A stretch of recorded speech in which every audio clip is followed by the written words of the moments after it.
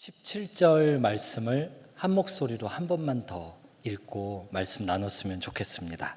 시작. 그런즉 누구든지 그리스도 안에 있으면 새로운 피조물이라. 이전 것은 지나갔으니 보라 새 것이 되었도다. 아멘. 예수님은 관념이 아닙니다. 실존입니다. 예수님은 꿈이 아닙니다. 현실입니다. 예수님은 역사 속에 살아 숨쉬었던 위인이 아닙니다. 예수님은 지금 이 순간에 이 자리에서 우리들 각자의 심령 깊숙한 곳에서 내 영과 마음과 몸을 완벽히 지배하기를 원하시며 그렇게 이끌어 가시는, 살아계시고 영존하시고 나를 천국까지 안내해 가시는 하나님이십니다. 예수님은 사람을 성공시키는데 꼭 필요한 어떤 종교적인 대상으로서의 작은 신이 아닙니다. 예수님은 전 인류를 구원하시기 위한 창조주 하나님의 유일한 방법으로서 이분이 바로 신 중의 신이고 왕 중의 왕이시고 모든 인류의 처음이며 나중이고 심판의 주인이시며 우리를 천국으로 인도해 들어가시는 살아계신 신 중의 신 하나님이십니다. 골로새서 1장 말씀처럼 예수님 때문에 세상 모든 만물, 우주 만물이 창조되어 지금까지 진행되고 있습니다. 예수님 때문에 우리도 이 자리에서 살아 숨쉬고 있고, 예수님 때문에 우리는 천국을 향하여서 힘들든 힘들지 않든 힘내서 함께 갈 수가 있게 되었습니다. 예수님 때문에 기쁜 일은 더 기쁘게 되었고, 예수님 때문에 기쁘지 않은 일, 슬픈 일들은 합력해서 하나님이 선을 이루시리라 라는 관점을 가지고 온 세상 앞에 야, 저 사람은 뭐야 싶은 일들을 행하며 사는 이유가 되었습니다. 예수님, 우리는 예수님을 너무 사랑합니다. 예수님 없이는 내가 더 살 수가 없습니다. 한순간이라도 예수님을 말하지 않으면 내 심령이 타들어가는 것 같아서 견딜 수가 없습니다. 어렸을 때 유치원을 2개를 다녔는데 하나는 불신 유치원이었어요. 나중에 이사가서 선교원을 다녔는데 여기는 이제 교회에서 하는 유치원이었어요. 기억납니다. 불신 유치원에서 그 전래동화 이야기를 계속 들었는데 나중에 선교원 가서 성경 이야기를 계속 들으니까 어렸을 때 제가 착각했어요. 전래동화가 하나님 말씀 성경에 나오는 이야기인 줄 알았어요. 그 중에 하나가 임금님 귀는 당나귀 귀가 있었거든요. 저 어렸을 땐 그게 성경에 있는 이야기인 줄 알았어요. 없더라고요. 근데 요즘에 복음 전하려고 하면 왜 그렇게 그 이야기가 생각이 납니까? 어떤 신하가 비밀을 지켜야 되는데 너무 말하고 싶었던 거죠. 그래서 혼자 아무도 없는 숲속에 들어가가지고 외쳤다잖아요. 임금님 귀는 당나귀 귀.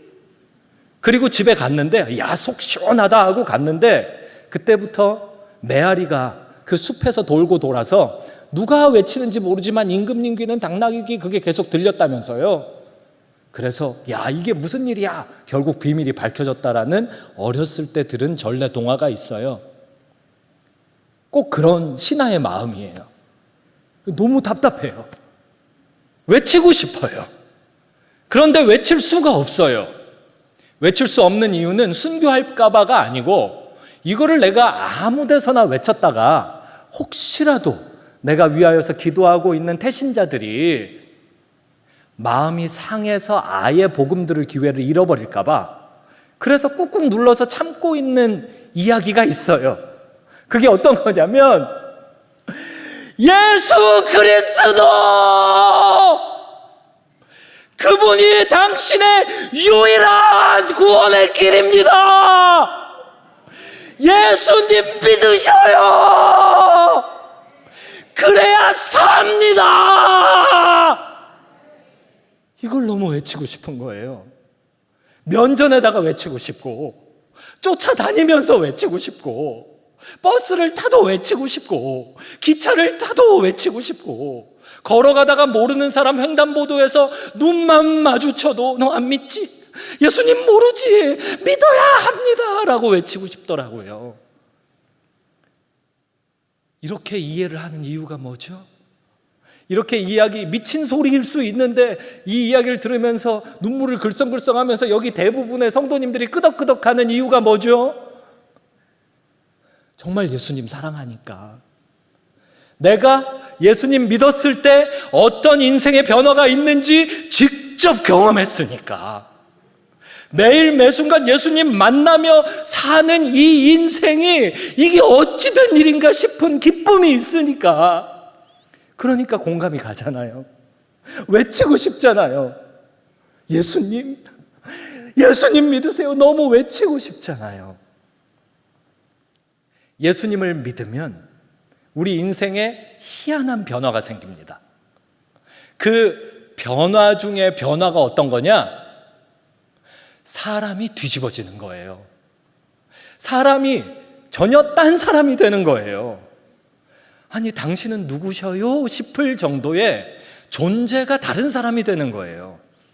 예전에는 알코올 중독에 빠져 있었던 사람이 언제 술을 입에 댄 적이 있었나 싶은 사람으로 뒤집히는 거예요. 어제까지만 해도 하루에 담배 3갑씩 피던 니코틴 중독되어 있는 꼴초 중에 꼴초 아저씨가 예수님을 만나고 나서 뒤집어져서 집사님이 돼서 아이고 그거 나는 더 이상 니코틴이 아니라 주님을 섬깁니다 이러면서 사는 거예요. 어제까지는 입에 뭐 그렇게 더러운 냄새가 나듯 욕설을 달고 살았던 사람이 오직 축복의 말만 하고 살지를 않나. 어제는 죽은 것과 같은 표정에 어두웠던 사람이 오늘은 예수 믿고 나서 얼굴에서 천국 광채를 바라면서 살고, 어제는 사람 죽이는 이야기만 하던 사람이 오늘은 예수님 믿고 변화되어서 무조건 사람 살리는 이야기만 하면서 다니더라는 거예요. 그런 사람을 본 적이 있으시죠? 그런 인생의 경험들 한 적이 있으시죠? 예수님을 믿으면 사람은 고쳐 쓰는 거 아니야. 이런 옛 이야기가 무색해질 법한 인생의 변화되는 것들을 볼 수가 있게 됩니다. 예수님 믿으시기 바랍니다. 오늘 말씀 14절에 뭐라고 써 있냐면요, 사람이 그렇게 존재가 뒤집혀지는 거, 새 것이 되는 거 있잖아요. 그게 어떻게 시작되는지가 나와요. 어떤 사람이 자기계발서적 2,000권을 읽고 이야 이렇게 하면 인생이 바뀌겠구나 하고 노력하고 애써서 그 사람이 변했더라, 이런 게 아니에요. 내가 어떤 공을 쌓아서 돌을 터득하고 득도에 이르러서 그 사람이 어떤 경지에 들어가는 게 아니에요.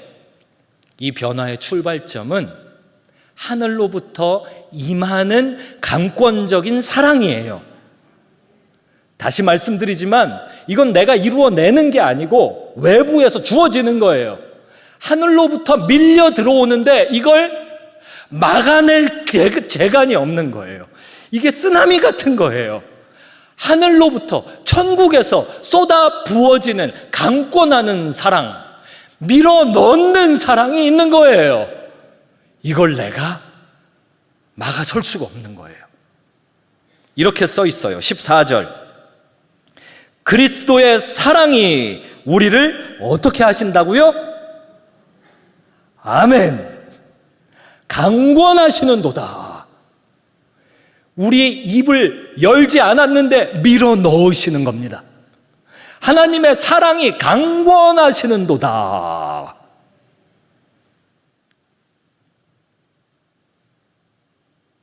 언더우드 선교사의 시에 기도문에 나오잖아요. 하나님, 조선의 미래가 보이지 않는데 저들이 불행하다라는 것을 저들이 모르는데 내가 행복을 이야기한다고 해서, 복음을 이야기한다고 해서 오히려 화만 내는데 이거 앞이 안 보입니다. 그래도 주님 역사하실 줄 믿습니다. 그게 나오잖아요. 우리가 예수님이 누군지 몰랐을 때, 우리가 죄인인지 몰랐을 때, 그때부터 하나님은 강권하시는 사랑을 들고 이 세상에 들어오신 겁니다. 쓰나미 같은 사랑을 들고 밀고 들어오신 겁니다. 그 대표적인 구절이 신구약의 엑기스 한 구절을 뽑으라면 주로 뽑고 있는 요한복음 3장 16절에서 이렇게 기록하고 있지요. 제가 읽어볼게요. 하나님이 세상을 이처럼 사랑하사. 하나님이 세상을 어떻게 사랑하셨다고요? 아멘. 이처럼 사랑하사. 요거 저 어디서 많이 들어본 이야기예요. 이처럼 사랑하사. 저에게 둘째 딸 막내가 5살인데요. 둘이 자주 하는 게임이 있어요. 제가 집에 늦게 들어가면 둘째 딸이 눈을 비비면서 끝까지 안 자려고 노력을 하면서 아빠 왔다 하면서 막 잠드는 순간에 뛰어나오는 일이 부지기수입니다. 근데 나오면 꼭 하는 게임이 있어요. 아빠 날 얼만큼 사랑해. 그러면 제가 하는 그 매뉴얼이 있어요. 게임 매뉴얼이에요. 아빠는 너를 이만큼 사랑해. 제 딸은 신나는 거예요. 그게 아빠가 나를 그러니까 이만큼 사랑해? 그러면 제가 하는 말이 있어요. 아니야. 아빠는 너를 이만큼 사랑해. 그러면 아내는 뒤에서 눈 비비면서 아이고 또 저 딸 잠재워야 되는데 깨우고 있구만 하는 표정과 동시에 행복한 표정으로 뒤에서 쳐다보고 있어요. 그러면 아내와 제 딸을 번갈아 가면서 쳐다보면서 저는 기뻐서 이야기하는 거예요. 아니야, 아빠는 너를, 제 딸이 이야기한 것보다 한 1초만 길게 하면 돼요. 이만큼 사랑해. 아빠, 그러니까 아빠가 나를 이만큼. 아니야, 아빠는 너를 끝나지 않아요. 제 딸은 현관문에서 거실 끝까지 뛰어갑니다. 아빠, 그러니까 나를 이만큼 사랑해. 그러면 저는 현관에서 거실 끝에까지 뛰어갔다가 서재까지 뛰어가면서 이야기합니다. 아니, 아빠는 너를 이만큼 사랑해. 아내가 말립니다. 이제 그만하고 애 재웁시다. 그런데 제 딸은 그만할 생각이 없어요. 그런 식으로 자주 둘 다 주차장까지 뛰어내려갑니다. 이만큼 사랑해. 아무리 확인해도 더 확인하고 싶은 그것. 아버지는 나를 얼만큼 사랑하시나? 그걸 내가 어제도 확인했어요. 너무 좋아요. 또 확인하고 싶은 거 있죠? 그래서 눈 비비면서 기다리는 거예요. 금요일 밤이 무슨 대수예요? 나 오늘 밤새 기도해도 괜찮아요. 눈 비비면서 기다리는 거예요. 아버지, 얼만큼이요? 내가 너희를 끝나지 않아요. 이만큼 사랑해. 이처럼 하나님이 세상을 이처럼. 그 뒤에 이처럼이 구체적으로 얼마 넣친지도 나와요. 독생자를 주셨으니. 죄인들의 입장에서는 주고받는 게 분명합니다. 누군가 나한테 잘해준다. 둘 중에 하나죠. 내가 뭔가 덕을 베푼 게 있든지 아니면 저 사람이 나한테 얻어먹을 게 있든지. 그렇게 상식적으로 생각하지 않습니까? 하나님이 나한테 이만큼 사랑해. 그래서 그게 얼마짜리 사랑인데 주셨어요. 얼마짜리인지 주셨어요. 그게 뭔지 열어보니까 독생자만큼이에요. 독생자. 그 뜻이 꼭 외아들이란 뜻은 아니에요. 국어사전 펼쳐서 독생자 검색해보면요, 그리스도라고 써 있습니다. 말뜻이 그리스도예요. 독생자. 그런데 일반적으로 사람들은 독생자, 외아들 생각하죠. 좋아요. 외아들이라고 쳐봅시다. 외아들을 주기까지. 저는 아직 아들이 없어요. 딸만 둘이에요. 그래서 둘째 딸을 가지고 생각해봤습니다. 둘째 딸을 주기까지. 만약에 둘째 딸이 커서 남자친구라고 소개하려고 데리고 온다 그러면 저는 분명히 다리 몽둥이를 분질러 놓을 겁니다. 어디서는 봐. 누구를 데리고 와도 저는 만족하지 않을 거예요. 벌써부터 결정이 돼 있어요.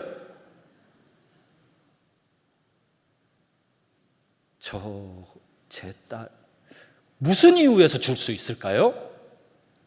만약에 누가 저를 찾아와서 목사님, 둘째 딸을 저한테 파시죠? 뭐? 팔라고? 이건 무슨 종류의 사기꾼인가? 이런 생각할 겁니다. 만약에 그 사람이 가격을 비싸게 지불한다면, 예를 들어 딸을 파신다면 제가 850억 달러 드리겠습니다. 더 의심할 겁니다. 그래요, 이야기나 한번 들어봅시다. 850억 달러 지불하고 제 딸을 데려다가 어디에 쓰시려고요? 네, 목사님, 제가요 당신의 딸을 데려다가요 발가벗겨서 밤새도록 채찍질을 한 후에 다음날 머리 위에 가시관을 푹 눌려 씌워가지고요 그 어깨 위에 100수십 킬로그램에 이르는 나무 십자가를 짊어지게 한 후 산 꼭대기까지 끌고 가겠습니다. 그리고 종일 양손과 발에 대못을 박아 죽을 때까지 널어놓으려고 합니다. 그러면 제가 내줄까요? 야, 그 정도면 850억 달러면 충분합니다. 한 800억 달러만 줘도 저는 팔 수 있을, 제가 그럴까요? 세상 어떤 선한 아비가 자식을 얼마에든 그렇게 팔겠어요? 근데 성경에 뭐라고 써있냐?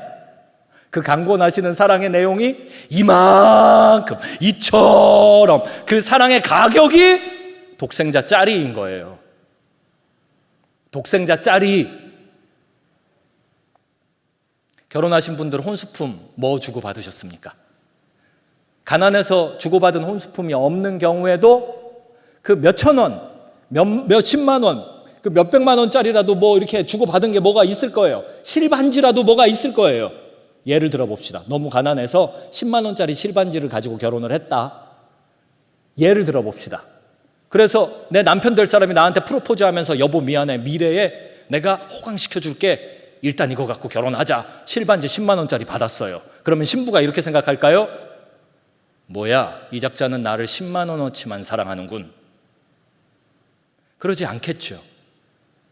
분명히 10만 원보다는 큰 사랑을 생각할 거 아닙니까? 예수님 한번 떠올려 봅시다. 하나님께서 독생자를 사랑의 가격으로 지불하셨어요. 참고로 신구약에서 속량하다라는 표현이 나오는데 예수님이 속량 제물로 기록되어 있거든요. 그거는 정확하게 가격 지불입니다. 죄에 대한 가격 지불. 하나님은 가격 지불을 하신 사랑을 갖고 계신 거예요. 그걸 밀고 들어오신 거예요. 다시 본론으로 돌아가서 하나님이 예수님을 지불해 주셨던 사랑이에요. 예수님이 얼마짜리인지를 상상해 보자고요. 예수님은 다시 말하지만 창조주 하나님 그분이시라고요. 그렇다면 예수님은 무조건 우주보다는 비싼 존재 아니십니까? 그러면 우리 입장에서 하나님이 나를 사랑하시는 그 사랑은 딱 우주만큼의 사랑이구나 할 수 있겠어요? 예수님 짤이 그러면 그게 얼마인지 예측이 안 되고 그게 가늠이 안 됨에도 불구하고 딱 그만큼 그렇게 생각할 수 있겠냐고요. 아니요. 하나님의 사랑은 무조건 예수님의 가치보다는 말할 수 없이 큰 겁니다. 이게 강권하시는 사랑이에요. 이게 내가 셈이 돼야 받을지 말지를 결정할 거 아닙니까? 셈이 안 되잖아요. 근데 이걸 어떻게 거절을 하고 말고 할 수 있는 그런 게 아니에요. 우주보다 큰 사랑을 가지고 가늠이 안 되는 사랑을 가지고 밀고 들어오셨는데 내가 어떻게 합니까 그거를? 자연재해 하나 앞에서도 불가항력적인 인생이 우주보다 큰 사랑을 가지고 내 앞에 밀고 들어온 하나님 앞에서 뭘 할 수 있겠습니까? 그냥 받아 누릴 수밖에요. 그냥 받아들일 수밖에요. 근데 그 값어치가 거기서 끝나나요? 아까 그 실반지 갖고 또 얘기해 봅시다. 그걸 남편 될 사람이 아내 될 사람한테 줬어요. 이거 갖고 결혼합시다. 받았어요. 너무 감동됐어요. 와, 내 남편이 이 반지는 10만 원짜리지만 정말 10억 이상의 사랑을 가지고 나한테 결혼하자고 하는구나. 감동적이다. 값어치의 계산이 하나 더 단계가 남은 것은 나예요. 그 실반지를 받는다. 내가 나를 볼 때 예전에는 아무도 소중히 여겨준 적이 없어서 내가 별 볼 일 없는 줄 알았는데, 아니 이렇게 실반지를 받고 보니까, 이 반지보다 큰 그 사랑을 받고 보니까 나라는 존재는 도대체 뭐야? 사랑을 받고 있는 나라는 존재는 적어도 내 남편 될 사람에게는 굉장히 값어치 있는 존재 아니야? 남편 될 사람이 반지 주면서 요 사랑만큼 널, 아니에요. 그 반지보다 큰 사랑이 있고, 이 사랑보다 큰 값어치가 있으니까 사랑 표현을 하고 결혼을 하자고 하는 거예요. 그 사랑의 가치가 크게 느껴지면 크게 느껴질수록 신부 될 사람은 분명히 프로포즈에 예스라고 할 겁니다. 이번에 다시 하나님 이야기. 예수님이 얼마인지 가늠이 안 돼요. 그 예수님을 주신 하나님의 사랑은 예수님 가격보다 커서 더 가늠이 안 돼요. 그거보다 더 가늠이 안 되는 거는 하나님의 사랑을 받는 나예요. 나는 얼마짜리라는 겁니까? 이걸 거절할 수 있어요? 이걸 거절할 사람이 있어요? 그냥 멍해질 뿐이에요. 헐, 헉, 생각이 정지하는 거예요. 난생 처음 보는 나이아가라 폭포 앞에서도 입이 떡 벌어져서 이렇게 큰 폭포가 있네, 이러는 존재가 우주보다 큰 하나님의 사랑을 받는 그 사랑보다 큰 가치를 가진 나라는 존재까지 이르렀을 때 어떻게 에이 그 별거 아닌 사랑 나는 거절합니다 이럴 수가 있어요. 그냥 강권하시는 사랑 앞에 후덜덜 바들바들 떨면서 뭐 어떻게 할 수가 없어요. 당하는 거예요. 사랑을 그냥 당하는 거라고요. 그런 게 겸손 아닙니까? 그 사랑에 짓눌려서 꼼짝 못하는 상태. 나라는 존재가 갑자기 희한한 존재로 바뀌는 그 상태를 경험하는 거. 이게 겸손 아닙니까? 예전엔 내가 할 말이 있었어요. 내가 내 인생을 볼 때는 이번에 새로 취직한 직장에서 매월 250만 원씩 내 통장에 꽂아주는 걸 보니 나는 250만 원짜리야 하면서 살았다고요. 근데 하나님의 강권하시는 사랑을 받고 보니 내가 250만 원짜리가 아니었던 거예요. 250억짜리도 아니었던 거고 2500억짜리도 아니었던 거고 우주보다 큰 하나님의 사랑, 그 사랑보다 큰 어떤 존재였던 거예요. 그걸 알고 나니 관점이 바뀌는 거예요. 관점이 바뀌어서 옆 사람을 쳐다볼 때도 예수님 안 믿는 상태가 너무 안타깝고, 집에 가서 동일한 문제를 다시 쳐다볼 때도 그 문제가 더 이상은 내 마음을 졸이게 만들고 어둡게 만드는 문제일 수가 없는 거예요. 내 안에 너무 큰 게 밀고 들어왔으니까요. 그리스도의 사랑이 우리를 강권하시는도다. 꼼짝 말아요. 꼼짝 마라. 짓 눌려 있는 거예요. 하나님의 사랑에 깔린 거예요.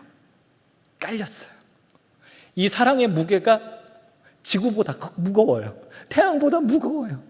우주 전체의 질량의 합보다 무거워요. 그 밑에 깔린 상태로 들어가는 거예요. 그러니 이 존재가 어떻게 될까요? 죽는 겁니다. 죽어요. 우주보다 무거운 사랑이 나를 짓누르는데 내가 안 죽고 배겨요? 거의 딱 깔려서 아이코 무거워라도 못해요. 꼼짝 못해요. 그래서 14절에 한 사람이 모든 사람을 대신하여 죽었은즉 모든 사람이 죽은 것이라 라고 써 있는 겁니다. 하나님의 강권하시는 사랑, 하나님이 죄값을 속량 대신 내시기 위하여서 죽으신 겁니다. 하나님이 우리를 왜 받아주시는 줄 압니까? 우리가 잘한 게 있어서 그런 줄 압니까? 아니잖아요. 예수님 때문이잖아요. 우리 중에 친아들, 친딸 있습니까? 하나님의 친아들, 친딸이 있냐고요. 그런데 합법적인 친아들, 친딸의 법적 효과를 발휘하는데 전혀 모자람이 없는 양자, 양녀가 되었잖아요. 그 왜 됐죠? 누구 때문에? 예수님 때문에 된 거잖아요. 하나님의 친아들은, 친자녀는 예수님 뿐입니다. 그런데 하나님께서 예수님을 직접 지불하신 거예요. 우리가 하나님의 자녀가 될 수 없는 이유는 한 가지, 죄 때문입니다. 죄에는 가격이 붙어 있어요. 교통법규 하나만 어겨도 4만 원짜리, 6만 원짜리, 10만 원짜리 가격이 붙은 벌금 딱지가 붙는데, 하물며 하나님 앞에 죄를 지었을 때 그 죄에 대한 가격 책정이 하나님에 의해서 전혀 이루어지지 않는다라는 주장이 어떻게 가당합니까? 이 세상은 천국의 그림자예요. 이 세상은 하나님 나라의 모형과 같은 거예요. 이 세상을 살면서 우리가 겪는 모든 희노애락을 통해 우리는 하나님을 상상해 볼 수 있는 자연세계 안에 살고 있어요. 죄에는 가격이 붙어 있어요. 그 죄의 가격은 죽음입니다. 죄의 싹슨 뭐라고요? 사망이에요. 성경에 써 있어요. 하나님의 법전에 써 있다고요. 근데 그 사망 가격을 하나님이 직접 독생자를 들으사 지불하셨어요. 이거는 어떤 죄 많은 인간을 통해서 진행하신 일이 아니에요. 죄 많은 인간들 중에서도 고매한 사람 있잖아요. 돌을 많이 닦은 사람, 그런 사람을 순교시켜서 지불하신 가격이 아니에요. 죄가 전혀 없는 완벽하신 하나님과 동질의 바로 그분 예수님을 희생시키신 사랑이에요. 가격 지불이 완벽히 끝났어요. 계산이 안 돼요.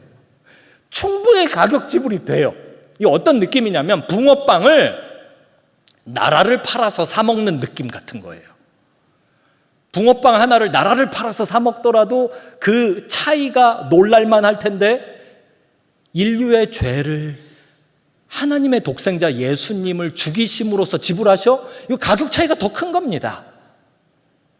근데 죄가 해결 안 된다고요? 죽음의 문제가 해결 안 된다고요? 질병이 해결 안 돼요? 과거가 해결 안 돼요? 무슨 소리입니까? 비상식적입니다. 예수 그리스도의 죽음의 가격은 전 세계의 합보다 말할 수 없이 크기 때문에 어떤 죄라도 능히 맡길 수 있는 겁니다. 맡겨도 다 해결이 되는 거라고요. 그러면 우리는 어떻게 합니까? 우리는 제가 뭐 할 건 없나요? 있지요! 2가지. 자기 부인 해야 돼요. 또 하나, 자기 십자가 져야 돼요. 자기 부인은 어떤 거에 대해서 하느냐? 나의 의를 주장하는 거에 대해서 하면 돼요. 예수님은 하나님의 의이십니다. 인간의 죄 가격을 하나님께서 직접 다 지불한 방법, 예수님이 바로 정의예요. 의, 하나님의 법, 의. 근데 그 앞에서 나는 내 의를 주장하고 싶다고요. 그래도요, 하나님, 저는요, 금요 철야 집회를 매주 빠짐없이 20년째 나왔지만요, 우리 이웃에 살고 있는 이제 새로 교회에 입교한 김 집사는 퐁당퐁당 나와요. 그러니 제가 훨씬 낫죠? 이런 식의 자기의 주장하는 거에 대해서는 아니야! 자기 부인하는 겁니다. 그게 우리가 할 일이에요. 또 자기 십자가 지기, 이거를 해야 돼요. 내가 예수님 믿기 이전에 죄 졌던 거 있잖아요. 이것은 자기 십자가예요. 그걸 끊임없이 하나님 앞에 들고 나와서 회개해야 됩니다. 한 번 회개하면 하나님께서 이사야 선지자를 통해서 말씀 약속하신 것처럼 내가 2번 다시는 기억지 않으리라 그러셨거든요. 하나님 기억에서 잊혀졌거든요. 하나님이 완전히 죄를 흰 눈같이 뽀얗게 도말하셨거든요. 그런데 문제는 나예요, 나. 내가 너무 약해요. 약해서 뭘 하냐? 죄의 추억. 죄의 추억을 가지고 유혹에 취약한 상태로 들어가기를 좋아하는 죄성을 가지고 있어요. 죄의 경향성을 가지고 살아요. 언제든 하여간 나를 유혹만 해봐. 내가 확 넘어갈 테니까. 이런 작정 속에서 살고 있는 인생들이에요. 그런 죄의 유혹들을 십자가로 짊어지는 겁니다. 아니야, 나는 예전에 회개했어. 나는 지난주 금요 기도 집회 때 그때 말씀에 은혜 받아서 교만했던 걸 회개했어. 그런데 다시 교만해지고 싶은 유혹이 있네? 아니야, 이건 아니야. 이거 거절하려니까 너무 무겁다. 죄의 유혹을 십자가로 짊어지는 겁니다. 죄의 결과들도 마찬가지예요. 하나님께서 다 도말해 주시고 삭제시켜 주신 과거가 영향력을 가지고 잔존해 있습니다. 예를 들면 예수님 믿기 전에 10년 동안 매일 하루 1리터씩 깡소주를 마셨어요. 위가 상했겠죠. 상한 위를 부여잡고도 하나님 이게 뭡니까? 왜 위는 안 고쳐져? 이게 아니에요. 그래, 내가 과거에 그렇게 살았지. 그래서 오늘날 이 결과를 내가 당하고 있지. 그런데 희한하게 아직 안 고쳐주시네. 뭔가 이유가 있겠지. 뭔가 합력해서 선을 이루신 하나님의 뜻이 있겠지. 그래서 제가 위가 낫기를 기도하며 이걸 가지고 어려워하지 않고 내 십자가로 아픈 위를 짊어지고 아이고 위야 아프다 그러면서 주님 찬양하는 자리로 달려나가리라. 그런 게 십자가 지는 거예요. 자기 부인, 자기 십자가 지기 이렇게 살잖아요. 그러면 그 사람이 사는 것 같지가 않아요. 자기를 주장하며 자기 마음대로 살아야 그 사람이 사는 것 같죠. 근데 자기를 죽이면서 자기 부인하고 자기 십자가를 지고 사는데 그 사람이 사는 것 같을까요? 15절 그가 모든 사람을 대신하여 죽으심은 살아있는 자들로 하여금 다시는 그들 자신을 위하여 살지 않고 오직 그들을 대신하여 죽었다가 다시 살아나신 이를 위하여 살게 하려 함이라. 아멘. 내가 사는 게 아니고 나를 위해 죽고 나를 위해 부활하신 그 예수님을 위해서 사는 겁니다. 그러면 주변 사람들이 나를 볼 때 야, 저 인생은 어떻게 저렇게 뒤집혔지? 어떻게 저렇게 바뀌었지? 딴 사람이 됐지? 저 인간은 더 이상 예전과 같지가 않네. 꼭 2000년 전 예수님이 이 땅 위에 살아서 걸어 다니시면 하실 법한 말과 행동을 하며 살아가네. 나도 예수님 믿어야겠다. 저 인간이 하는 이야기는 절대 귀담아 들어봐야겠다. 그렇게 되는 거예요. 갈라디아서 2장 20절에 이렇게 써 있어요. 내가 그리스도와 함께 십자가에 못 박혔나니 그런즉 이제는 내가 사는 것이 아니요 오직 내 안에 그리스도께서 사시는 것이라. 이제 내가 육체 가운데 사는 것은 나를 사랑하사 나를 위하여 자기 자신을 버리신 하나님의 아들을 믿는 믿음 안에서 사는 것이라. 나는 없고 나 대신 예수님이 사는 삶을 이제 시작하는 겁니다. 17절 그런즉 누구든지 특별한 사람만이 아니에요. 누구든지예요. 누구든지. 아니야, 그렇게 죽고 사는 뒤집힌 인생은 특별히 도를 닦은 사람만 할 거야. 아니에요. 성경 말씀대로예요. 누구든지 그리스도 안에 있으면 새로운 피조물이라. 이전 것은 지나갔으니 보라 새 것이 되었도다. 나사렛 주 예수의 이름으로 명하노니 각 사람의 심령 깊숙한 곳에서 상처와 거짓말로 역사하며 새 것이 될 수 없다라고 속삭이는 너 더러운 지옥 권세 어둠의 세력은 이 자리에 예수의 이름으로 묶임받고 결박받고 완전히 쫓겨 나아갈 지어다. 아멘. 악한 마귀 사탄이 속삭입니다. 아니야, 넌 새 것 아니야. 너 조금 전에 교회에 나오기 직전에 뭐 했어? 조금 전에 가족들한테 성냈지. 그게 죽고 산 인생이야? 그게 예수님스러운 거야? 그게 새 피조물이야? 아니야. 너 어저께 오늘 아침에 새벽 기도 드리면서 회개했잖아. 근데 오늘 낮에 어떻게 했어? 회개한 그 죄 또 지었지. 회개한 그 죄를 또 먹고 마셨잖아. 아니야, 너 새 것 아니야. 사탄은 이렇게 속삭입니다. 그런데 거짓말이에요. 진실은 어디에 있느냐? 인생 매뉴얼, 하나님의 입의 호흡, 창조주 하나님의 영원하신 말씀, 성경에 있습니다. 진실은 뭐냐? 너는 보라, 새로운 피조물이다. 보라, 이전 것은 다 끝났다. 보라, 새로운 피조물이다. 하나님은 우리에게 과거를 더 이상 돌아보지 않고 오늘 이 순간, 이 자리에서 회개하시기를 촉구하십니다. 그러면 하나님께서 하나님의 법에 근거해서 회개의 영으로 역사하사 지금 이 순간에 다시 새로워지게 하실 것입니다. 어떤 이단들은 거짓말로 속삭입니다. 너 왜 그렇게 계속 회개하고 또 그저짓고 회개하고 또 그저짓는 줄 알아? 그거는 회개를 명확하게 안 했기 때문이야. 회개는 딱 한 번만 명확하게 하면 돼. 한때 그런 이단이 우리나라를 휘어잡았었어요. 지금은 또 다른 이단이 득세하고 있지만 득세하는 현재 이단도 또 가고 또 이단이 또 나오겠죠. 근데 옛날에 그런 이단이 있어서 회개는 한 번만 하면 돼. 비성경적입니다. 성경 어디에서도 회개 한 번만 해라가 없어요. 회개는 어떤 거냐? 지속적이어야 하는 것입니다. 결혼 생활을 예로 들어보면 더 이해가 갈 거예요. 여보, 우리 신혼생활 너무 좋은데 말이야. 나 너무 힘들어.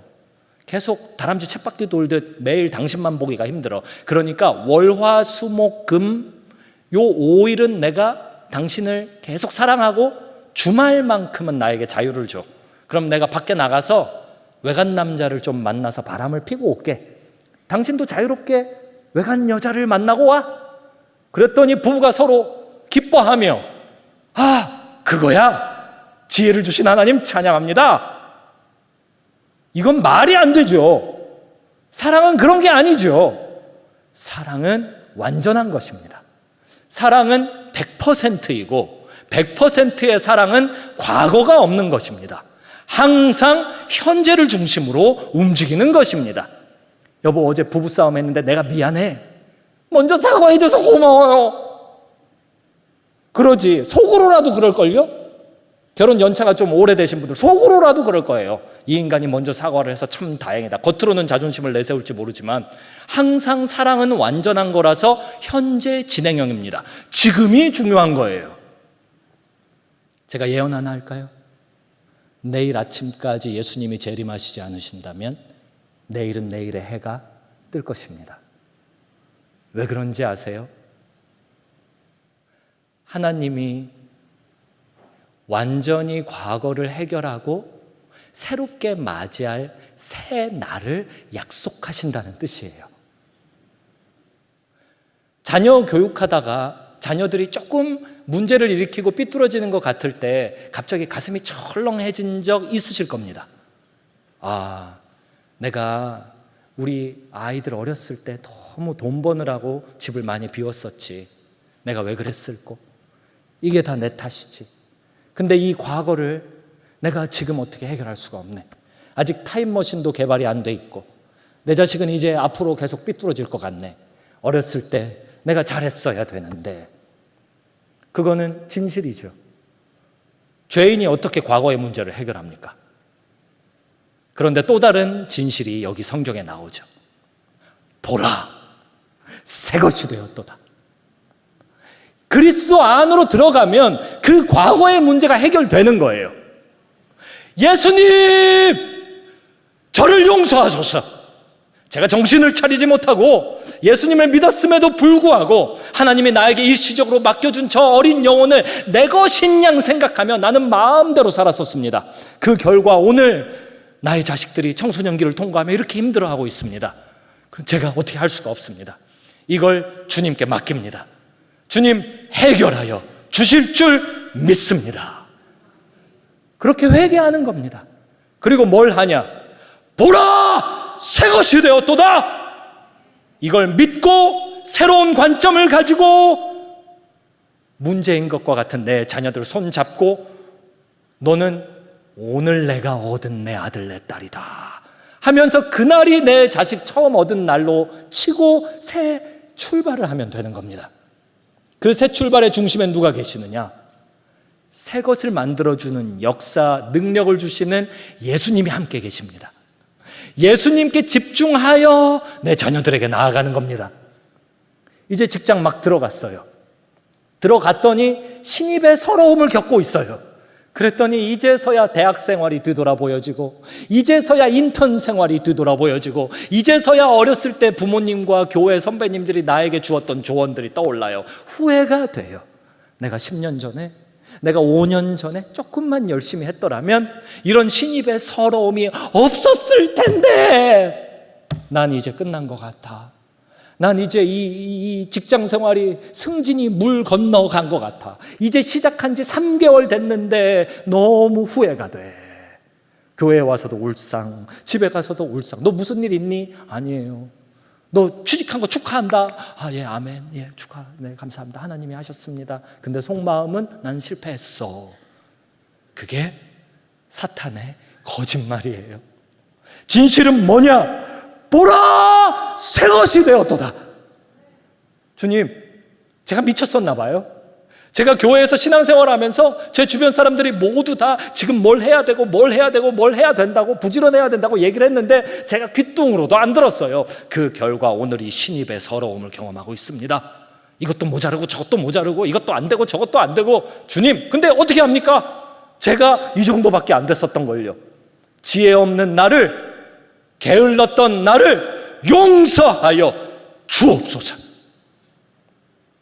그리고 나서 회개의 능력을 주시고 새로워짐의 능력을 주시는 예수님 손 딱 잡고 새 인생을 그날부터 출발하시면 됩니다.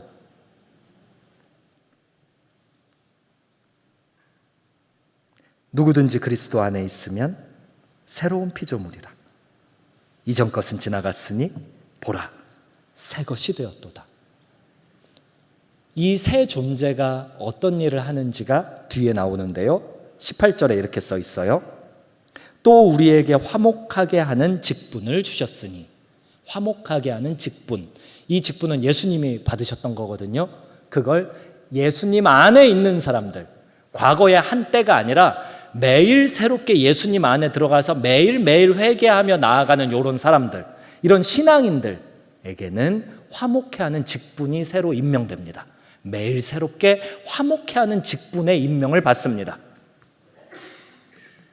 19절 끝부분, 그들의 죄를 그들에게 돌리지 아니하시고 화목하게 하는 말씀을 우리에게 부탁하셨느니라. 화목하게 하는 방법도 우리에게 주셨습니다. 그건 뭐냐? 말씀을 전하는 겁니다. 복음을 어떻게 전해야 되는지 고민될 때 많죠. 조마조마하죠. 사랑해서. 불신자 친구 사랑하고 불신자 가족 사랑하니까 이렇게 전하면 믿을까, 저렇게 전하면 믿을까 그러죠. 근데 성경에 보면 복음은 말씀을 그냥 전하는 겁니다.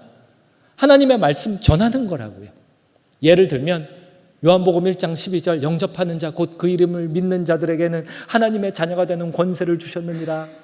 이리 와, 하나님의 사랑하는 딸, 하나님의 사랑하는 아들, 그리고 축복해주고, 하나님이 세상을 이처럼 사랑하사 그 세상이 너야. 하나님이 널 이처럼 사랑하셨어. 말씀을 그대로 전하는 겁니다. 그런 새 능력의 직분을 하나님이 예수 안에서 매일 회개하는 사람들에게 부어주십니다. 20절 끝부분, 그리스도를 대신하여 간청하노니 너희는 하나님과 화목하라. 하나님과 내외하라가 아니에요. 하나님과 화목하라. 하나님과의 약간의 거리감이 느껴진다라면 이 말씀을 귀담아 들어야 됩니다. 아, 내가 지금 또 새로워지고 더 새로워져야 되는데 오늘은 약간 그 부분을 잊고 있었구나. 하나님이 어제보다 거리가 좀 느껴지네. 아이고, 빨리 회개해야겠다. 그러면서 다시 화목하게 하는 직분, 화목하게 하는 말씀, 복음을 전하는 직분으로 돌아가고, 동시에 하나님과의 거리감을 완벽히 좁히는, 하나님과의 거리감을 완벽히 없애는 그 일을 해야 됩니다. 그거 뭐 별거예요. 기도하고 말씀 보는 일이죠. 하나님과 나 사이의 거리를 좁히는 일, 계속 기도하고 계속 말씀 보는 일 아닙니까? 21절, 하나님이 죄를 알지도 못하신 이를 우리를 대신하여 죄로 삼으신 것은 우리로 하여금 그 안에서 하나님의 의가 되게 하려 하심이라. 아멘. 여러분들은 하나님의 의입니다. 하나님의 의요. 세상에 왜 정의가 없는가? 내가 없는 거예요. 내가. 하나님의 의가 난데, 하나님의 의, 하나님이 의롭다라고 칭한 존재가 난데, 예수님 안에서 난데. 요한복음 3장 3절, 예수께서 대답하여 이르시되 진실로 진실로 내게 이르노니 사람이 거듭나지 아니하면 하나님의 나라를 볼 수 없느니라. 니고데모가 물었죠. 사람이 늙으면 어떻게 날 수 있사옵나이까? 두 번째 모태에 들어갔다가 날 수 있사옵나이까? 예수께서 대답하시되 진실로 진실로 내게 이르노니 사람이 물과 성령으로 나지 아니하면 하나님의 나라에 들어갈 수 없느니라. 아멘. 물과 성령으로 거듭나는 것이 새로워지는 방법입니다. 물과 성령, 이건 어떤 거냐면 사도행전 2장 38절에서도 기록하고 있는 부분인데요, 회개하는 겁니다. 물과 성령. 물은 거룩을 위하여서 하나님이 구약시대 때 거룩에 준하는 방법을 소개해 줬던 정결법에 들어있는 것이었습니다. 물로 씻는 거예요. 하나님은 거룩하신데 하나님 앞에 나간다라는 게 무슨 뜻인지 잘 몰랐던 이스라엘 백성들에게 거룩을 설명하기 위해서, 연습시키기 위해서 물로 씻는 정결법을 주셨어요. 레위기를 통해서요. 그래서 사람들은 정결법이 거룩인 줄 착각했었어요. 아니죠. 정결법은 거룩의 모형이었죠. 거룩은 하나님께서 선별한 백성들이 하나님께서 주신 법에 합당하게 사는 겁니다. 그게 거룩이에요. 하나님이 거룩한 존재라서 하나님 앞에 나가려면 우리도 거룩해야 합니다. 근데 거룩할 수가 없잖아요. 거룩하는 방법은 하나님이 주신 하나님의 의, 예수님을 믿는 길밖에 없습니다. 예수님을 믿는 방법은 사도행전 2장 38절 말씀대로 회개하고 받아들이는 겁니다. 회개. 제가 말씀 법에 의하면 틀린 존재입니다.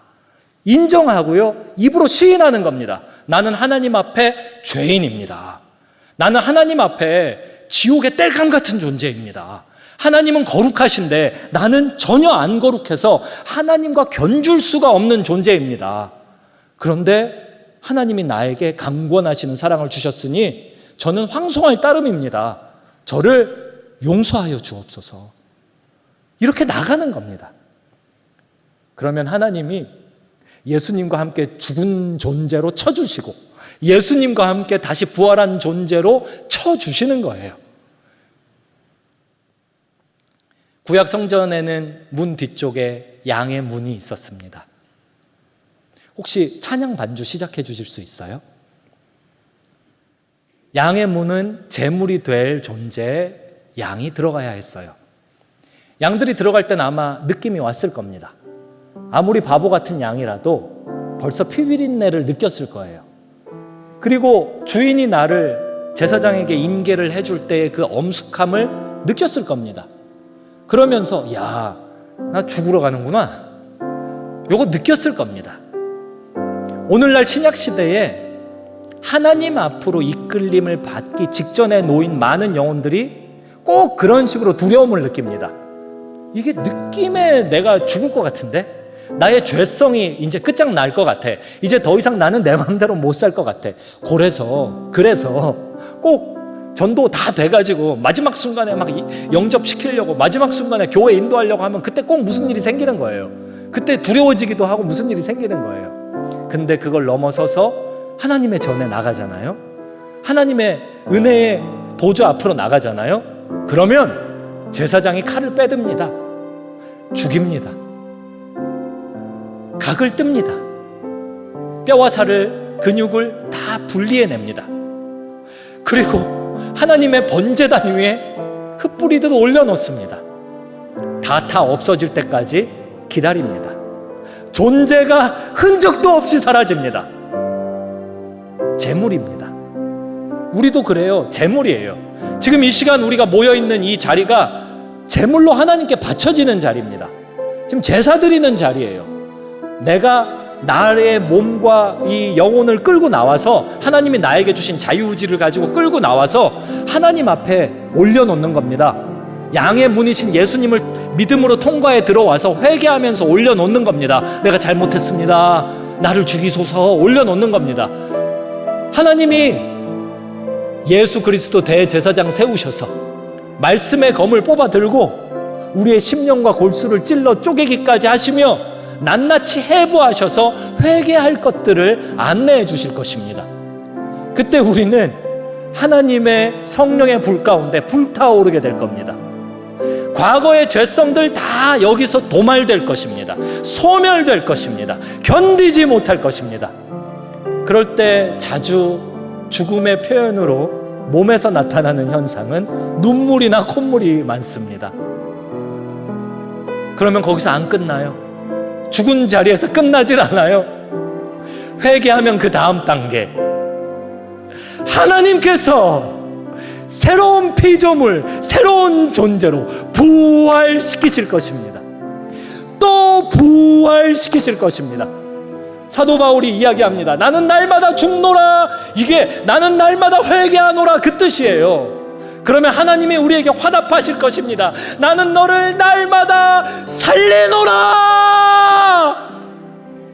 보라, 새 것으로 만드노라 라고요. 이 시간 그 과정 앞에 우리가 놓여 있습니다. 같이 회개하지 않으시겠습니까? 같이 하나님 앞으로 자기 부인하며 자기 십자가를 지기로 결정하며 기도의 자리로 나아가지 않으시겠습니까?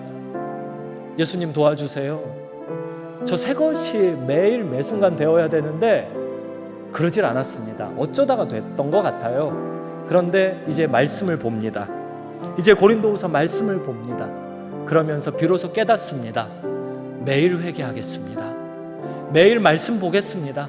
매일 하나님의 전으로 들어가 예수님을 통과해서 들어가 회개로 죽겠습니다. 그리고 예수님이 다시 살리시는 부활의 능력을 매일 덧입겠습니다. 주님, 나를 죽이시고 나를 살리소서. 우리 그렇게 예수님 앞으로 회개하며 기도하며 함께 나아가시겠습니다.